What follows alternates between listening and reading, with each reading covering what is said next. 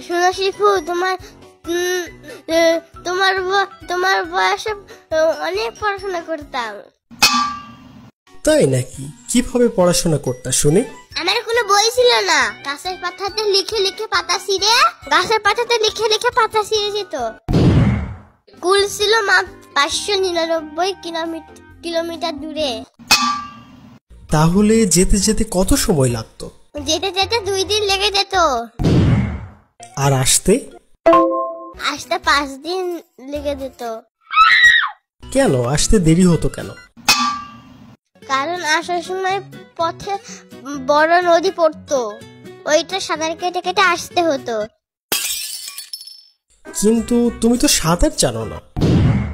ওই সময় শুধু আমি সাঁতার না, আকাশে উঠতেও পারতাম।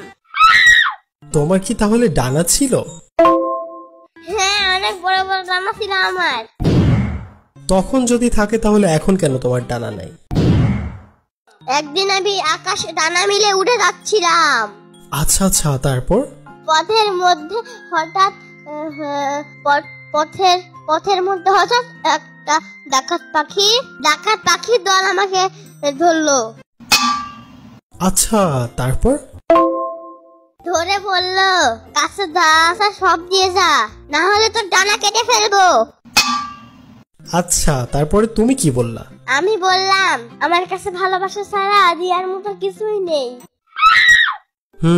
তারপর থেকে আমার ডানা নেই। এই কথা তো আমি আগে শুনি নাই। তুমি শুনবা কিভাবে? তুমি তো একটা কাণ্ড। কাণ্ড মানে আবার কি? মুখে যদি হয় তাহলে কাণ্ড কেন হবে না? কান কি দোষ করলো? সব সময় মুখে কেন কথা হবে? ও আচ্ছা, এই ব্যাপার। তুমি তো অশিক্ষিত কি করে হলা? আমি এটাই বুঝতে পারলাম না। আমার বংশে তো সবাই শিক্ষিত, আর আমি তাদের লিডার।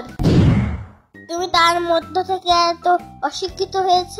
একটা জ্ঞানী মানুষের সাথে কিভাবে কথা বলতে হয় জানো না? বাড়িতে গিয়ে তোমায় কিছু শেখাই না?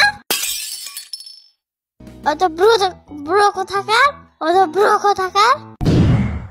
আরে ওইটা অধব্র না, ওইটা অভদ্র হবে। আচ্ছা যাই হোক, তুমি এত জ্ঞানী ছিল আগে?